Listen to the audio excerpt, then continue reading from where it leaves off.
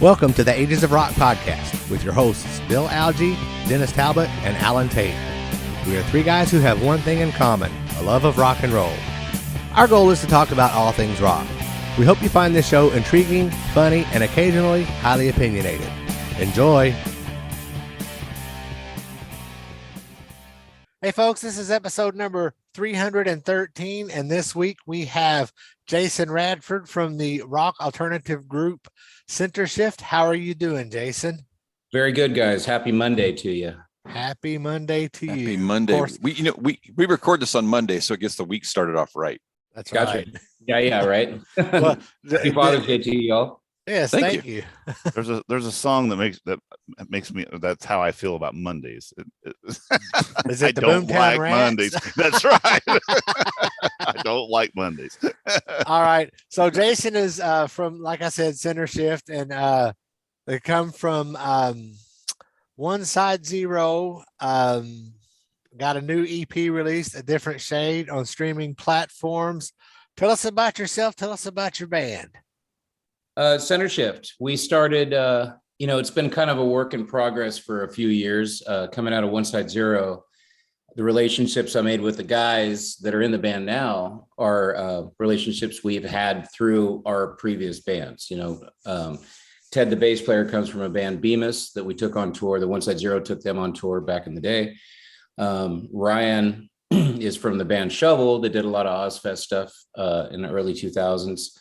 And met through them through touring and playing, and a lot of history between all of us in the band. So when we started this, we were just kind of writing songs, Ted and I, and we started as kind of a three-piece. One side kind of evolved into this, one side just kind of called it a day.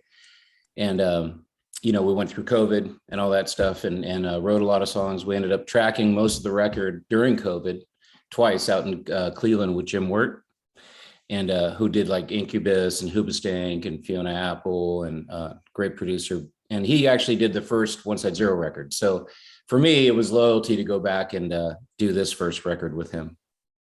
Nice. Thank you. So where's the band out of? Los Angeles. Los Angeles. Okay. So you went from Los Angeles to Cleveland. Yeah, 3 times. Because there's no producers in Los Angeles. Well, like I said, not the one you wanted. Not the one we wanted. Jim originally was based out of here, out of Santa Monica at 4th Street. He had bought Brian Wilson's from the Beach Boys studio in 4th Street, Santa Monica. So we did all the first records and demos and everything with him there.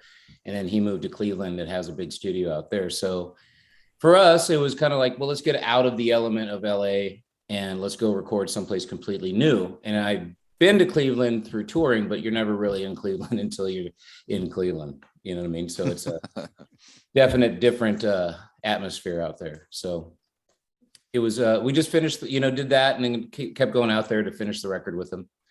And, each time was an experience. This last time, to finish the last 6 songs for the record, and I'll explain why we kept doing this.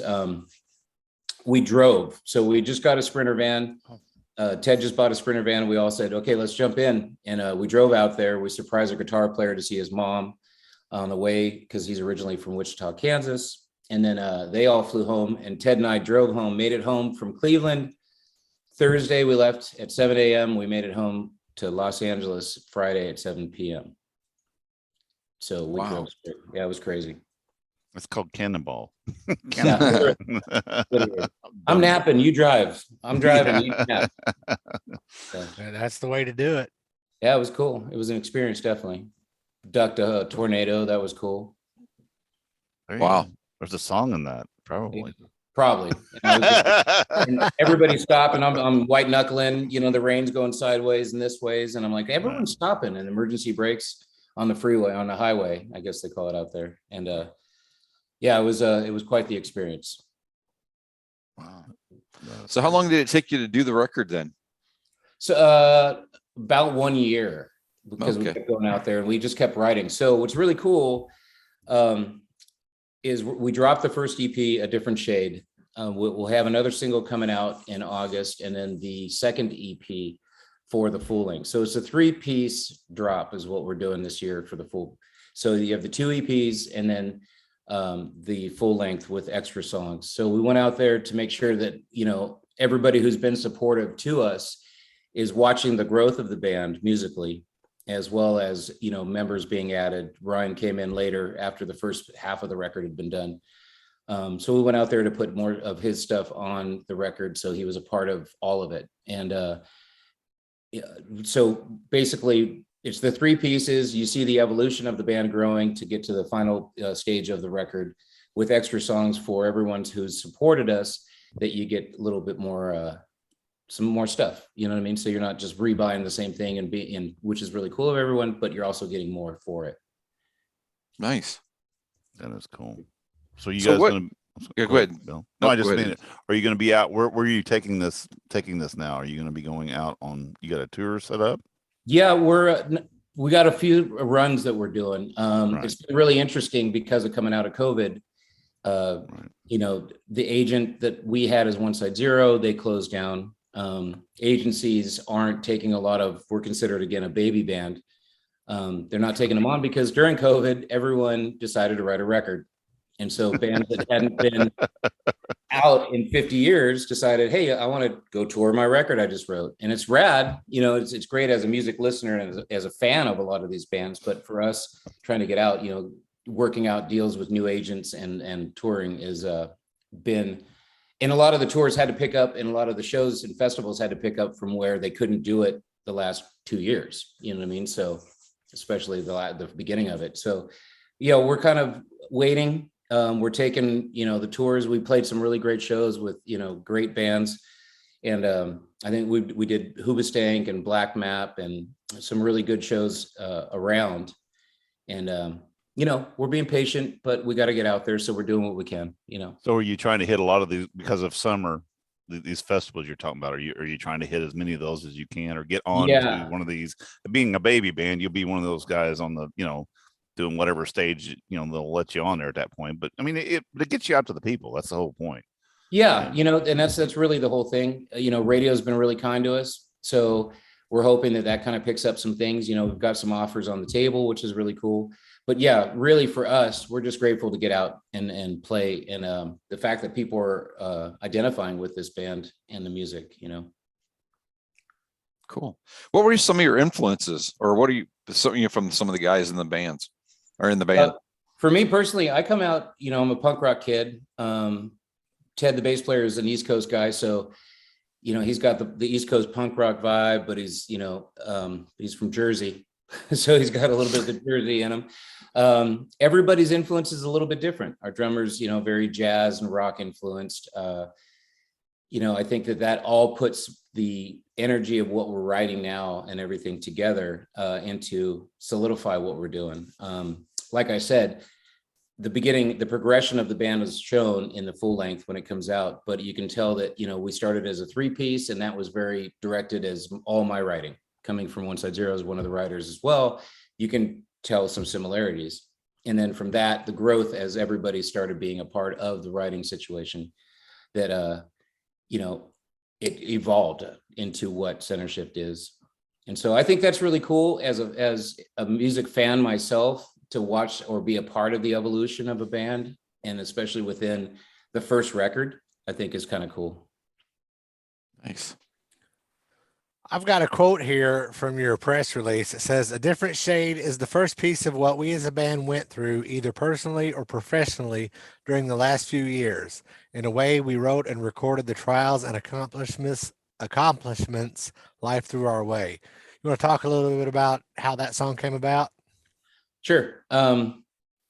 We all came through, COVID hit everybody weird, and it's odd that we still have to talk about it, but it is a big part of, I think, everyone's writing and or experiences. So during that time, we've had people that we lost, you know what I mean? And during writing, and we knew we were going out to do the record, but didn't necessarily have a point to it or a direction. It kind of answered itself, right? So everyone's life was affected a little bit differently, the changes in their own personal thing. you know, let's say battles of drugs and alcohol to sobriety to losing family members or things like that, you know. So there was a lot that went into the record of real life, you know what I mean? And it wasn't a conscious, let's write about this, but it was this is what's coming out, you know. And so the quote was really about that, you know. This record's really honest. And you know, I don't know that a lot of bands go after the point of being let's be really honest on our first record kind of thing. It's more like, hey, let's write the rad songs and it's kind of, I think, what we felt, but it kind of went the way that it went naturally, you know. So you know, as artists, we're very part of, you know, sign of the times, I think, you know, and what's going on. And if you're in touch with that, I think that you know, it's going to come out in your music, you know, you're going to portray it in your music. So it's kind of where that came from, you know. That's cool. No, that is real cool. Like, so I was listening to your stuff, and it's like, so where, as far as radio play, are you getting more acceptance, like on more like the alternative? Because we have a college station here that we can pick up here, and it's the kind of music that I would hear on that kind of an alternative college station. I mean, Yeah. Is that where you're mostly coming through, or is it because it's kind of, it's hard to kind of pinpoint. You know, some people, it's like, oh, you're just rock, or you're country, or you're this or that. Yours is kind of the alternative, but then kind of rock. It's different in a way. Yeah, we get a little bit of both, right? So active rock or the hard rock stations will pick up this is our third single, and so that's out now, right. And that's more of the hard rock stuff, but it's got the alternative edge. So we kind of cross over, which is cool. So we can get on alternative and, you know, get on the hard rock stuff. And I think I like that because, you know, as you listen to everything, you know what I mean? You kind of have to be into, or not have to, but, you know, it's your own musical taste of what you like. So, yeah, for me, the crossover is really kind of cool. As long as we don't cross over into easy listening, I think we're cool. See, that's my thing. Even being in my car, I really don't listen to radio, to just, you know, I just don't listen to radio stations. I just don't. Yeah. There is an alternative college station that every once in a while I pick up when I'm getting closer to where I work, and I'll listen to. But as I was listening to it, I was like going, you know, because, you know, in Indiana, you either have classic rock, country, and then there's like, and that's about it. And an alternative. I mean, and there's a rock station, but they're not really rock. You know what I'm saying? It's kind of it's odd. Because it's one of those cookie cutter stations that everybody plays the same playlist. So that's why I was just wondering where you guys came out of it. Because like you said, you really can't pinpoint your genre down. It's kind of, you, like you said, you're covering a few bases. Yeah, which I think is kind of cool. You know, this day and age, it can cross over to different people's vibes and different, you know, and a lot of people get their own influence of what the song or in songs are. You know, there's no like, we don't get pigeonholed into one thing, and it's kind of something for everybody. You know, it's got the melody and yeah. So, I mean, we're grateful for where it's at. It's hard as hell for our radio guys. You know what I mean? I'm sure they're like trying to service the song to a bunch of different plays, you know, and platforms, and to nail it down to, you know, to one thing. It's, I guess, a little difficult, but I like it. So thank you. I want to go back and correct myself real quick. When I read that quote, I said A Different Shade Is a Song. I meant to say that it's the EP. The EP, yeah. So for anybody that's listening, I kind of screwed that up. Not that I ever make mistakes. We told you we were unprofessional before we started. But at least you did it before somebody caught us. That's the main thing. Yeah, you know? Exactly. We fact checked ourselves. Way to go, for Alan. Sure. Well, occasionally a blind squirrel finds a nut. I don't know. There you go. So you've got 7 songs, and track 1 is 9, track 2, My Own World, track 3, Dry Well, track 4, Waiting for Summer, 5 is Tell Me, 6 is Couldn't Tell, and 7 is Kingdoms. Is there one of those songs that, you know, stands out to you as this is one of the best things I've ever written, or what can you tell us about those individual songs? Yeah, you know, 9 was the first song that we tracked. It's the first single that came out, and it's the first song on the first EP. that was kind of like for me, my change in life, kind of expressing that coming from One Side Zero and the trials and tribulations of being on a major label like, Maverick Warner during the 9/11, the 2000s, early 2000s, and all the ups and downs that you go through of that. And then, Maverick folding in our career and then having to make the jump and we wouldn't be talking today if it wasn't for our fan base and all the supportive people that have been there for One Side Zero all the way through all of our careers, individually or collectively. So Kingdoms for me is, I just love that song. It's really about breaking down the ego kind of thing and speaking about yourself of just, we're all in this together, and whether that be bands, you don't get a medal at the end of the day saying, hey, you're the best band ever. You did it. No, we're all in this together. It should be camaraderie. And I think that that's really what's kind of coming around again is the brotherhood or sisterhood, just the camaraderie of bands and artists working together for the same goal, putting out really good music and trying to get people entertained again and out, because a lot of people, as we've seen as being on the road and things, that there's a definite disconnect in everything, the environment that we're in the world and just in general, and people coming out of such a weird last 2 years and maybe for some people longer, Yeah. Are you seeing, so when you're going to, are you doing club shows mostly or? Yeah. Yeah. Right now. Yeah. Are you seeing a pretty good gathering at the club shows? Yeah. Some of them, for LA, it's so vast, right? So there's a lot of different pockets of Los Angeles. You'll have hard rock areas. And then, so we'll see some shows that are very empty, right? And then you have some that are just packed where everyone's like, I'm going out, I'm done. I'm going to see music. So you can tell that there's still that underlying thing happening. You get a lot of you see a lot of, you play a show, we try to stream them, So do Instagram Live or things like that, and you'll get a lot of hits. So there's people watching, there's people that want to be involved, but maybe they're nervous or this or that, So, it's just the sign of the times. I think we're coming through it, but then you see the festivals that are like everybody, in the Midwest and things are just, 50,000+ people that are there just killing it, So it's all happening. And we got to, like I said, we're in this together. So however it works, it's going to work, As Yeah, California, I asked that because I was at a local show that was an outdoor thing here over the weekend, and it was a kind of an 80s. They're an 80s tribute band as who was playing, but there were, I don't know how many people were there. It was packed. There were a bunch of people. I mean, it was outdoors and in a new venue, but you turn around and looked and you could see people about as far as you could see. And it was amazing to see.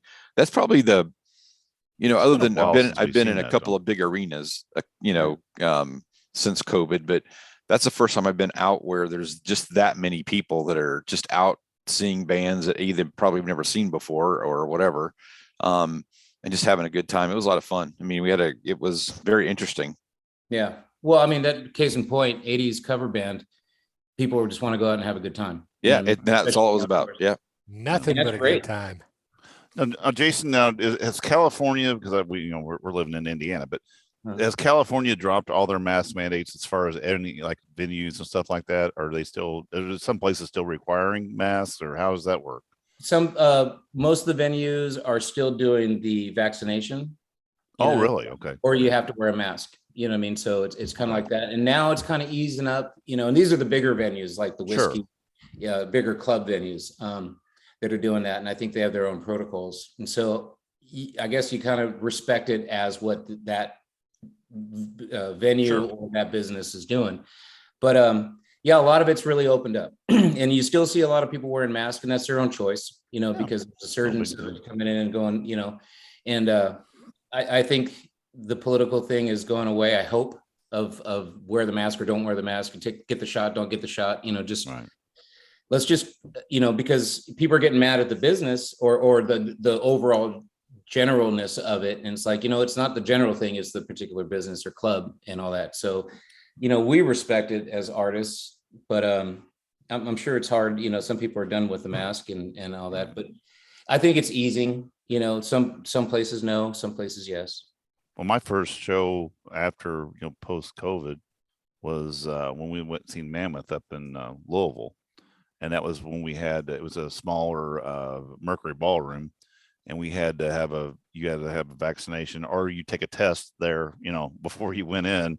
Yeah. And then it was masks optional once you went in. But I was still getting, my wife's a nurse, and her friend, first thing she texted that night, she goes, "Look at Dennis, he's up there on a super spreader without his mask on." And I'm like, "Are you fucking kidding me? Just get over it." It's like, I know. That's calm down. Did you get it, Dennis? I got COVID, but I didn't get it then. I got it. Yeah. I got it. Well, I was with you, standing right next to you, and we were in Nashville, all three of us together, and I got it at some point. I don't know if it was then or afterwards, but I got it. I probably had it. Very mild. So anyway. That's not. Let's don't talk about COVID anymore. I'm not going to do it. But anyway, but no, I was just curious because of being LA. I don't know how they are, if they're the bigger cities,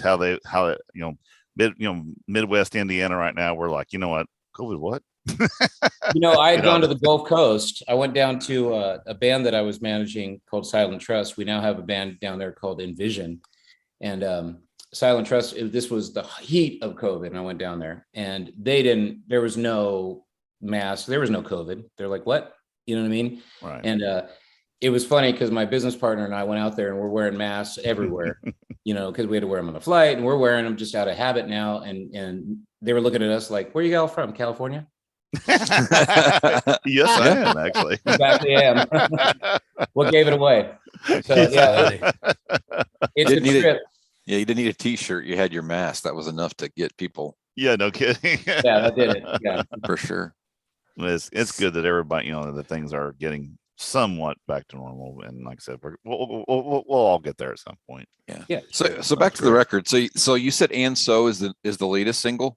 And So is the latest single. Video. So is that the latest single off the second EP then? No, it's not on this EP. It'll be on the full length. It'll be on the full length. Okay.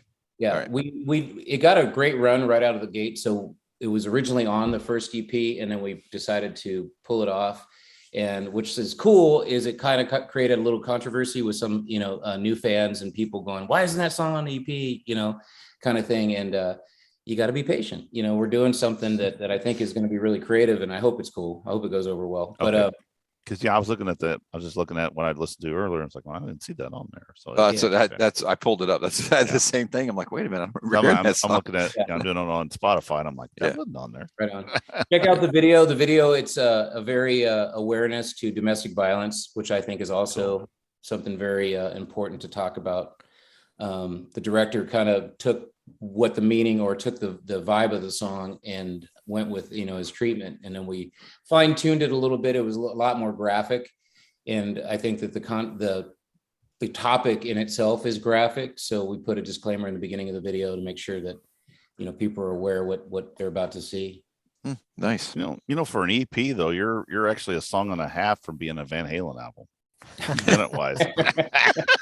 You got 25 minutes and 1 second. All you need is a song and a half. You got your Van Halen album right there. Right. Well, I want to jump in here. I am the president of a nonprofit that focuses on domestic violence, and I appreciate that you've made that a topic of a song and gave people a heads up. This is what you're going to see, Awesome. because people people can be easily triggered by things like that, and I totally understand. Yeah, and it was important that, hey, this is as not as graphic. I mean, watch for yourself and get what you do or what you will. But I felt it was important to let everybody be aware right away. Hey, this is what we're talking about. This is the topic that we're touching on.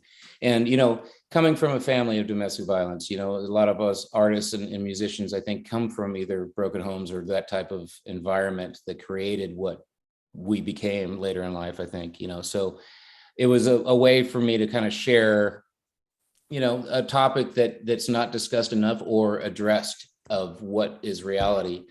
As much as COVID, I think it's just as much as an, pandemic or epidemic, of what's going on in life, in the world, But no, it's one of those things where, it happens more than we want to know.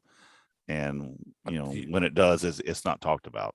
It is hidden away. So it happens more than we want to know. That's a good way to describe it. It is. I mean, and it happens, and the people that it happens to don't want to talk about it. Yeah. Yeah. So they bury it. So yeah, good for you. It's a heavy thing. Well, thank you. So the album that song is going to be on, did you mention when that was going to come out, or do you have an estimated release date? Yeah, it's going to come out this year. The second EP is slated for August, and then the EP or the LP to follow. We haven't targeted that date yet. We've got some really cool business stuff in the back end happening right now that will come out soon of what's going on with us label wise, which we're excited about. But so with that being said, new hands inside, you have to be all on the same page, you know what I mean? So the plan might change a tad or not, they may dig what we already have in motion. But so the three parts, just to explain that. So this first EP is a different shade, ... The second EP is just going to be the word of, and then the third release of the full length is what the answer is, a different shade of what. And haven't decided if we want the fan base to kind of help out and decide what that of is, what that answer is. You know what I mean? We have what we had thought about when in conception of it, but It might be really cool for the fan to pick that and then win that title. Right. So is everything recorded? Yes. So everything is done. It's just a matter of just releasing it at whatever point you decide to release it and go from there. Yeah. And our hope, the question about the touring, our hope is to be on the road and kind of set it up, you know what I mean? And get the fan base.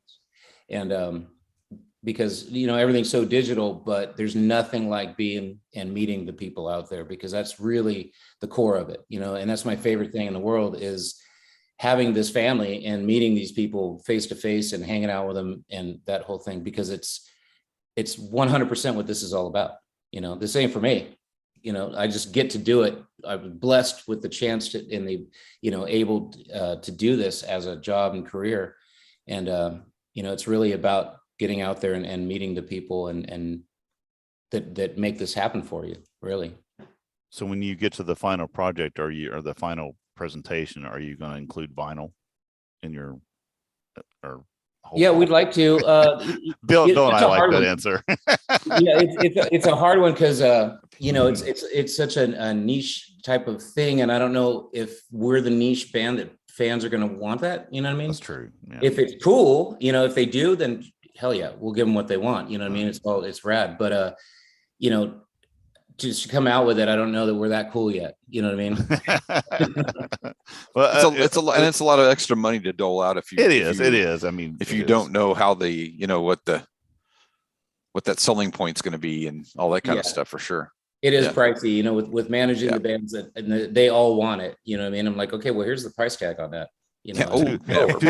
Two of the three people of Ages of Rock podcast love vinyl. Right on.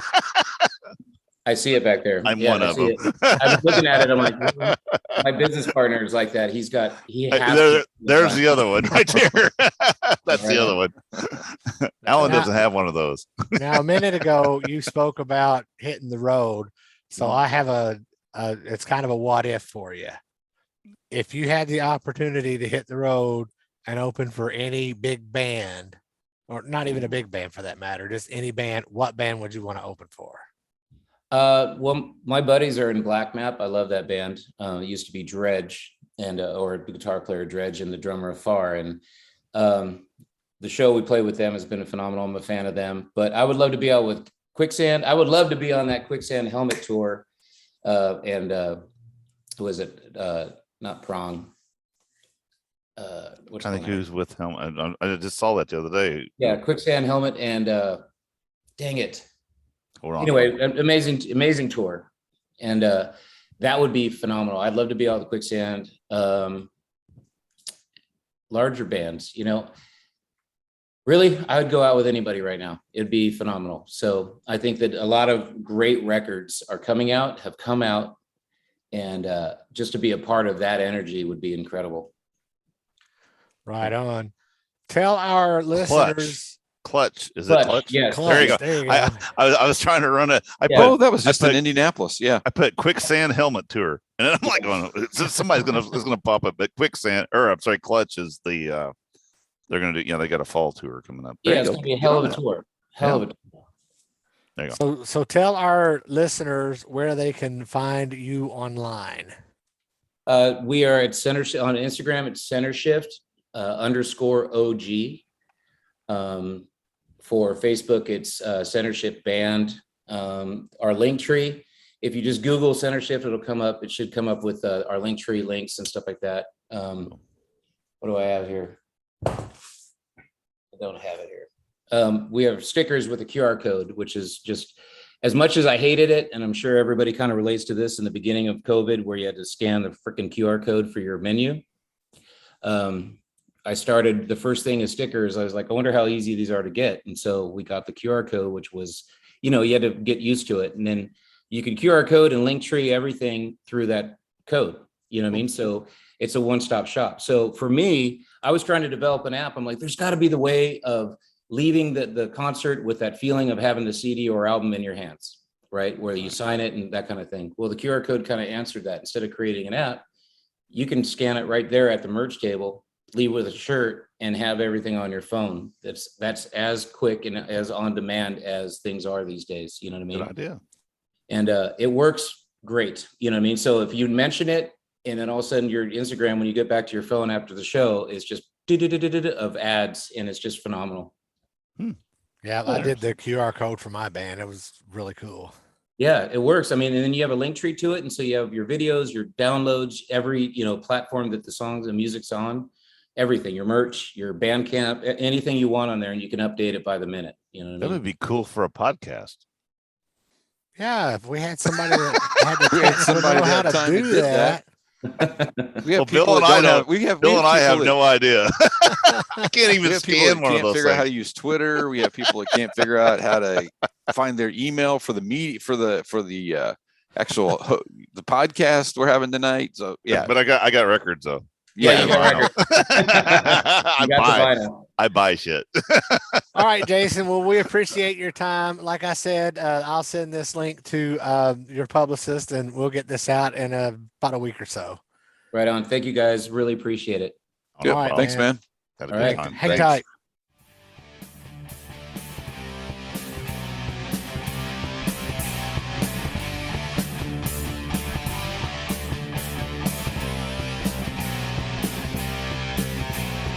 Thanks for listening to the Ages of Rock podcast.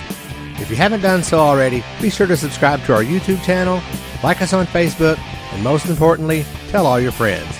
Remember, you're never too old to rock. Until the next episode, peace out, folks.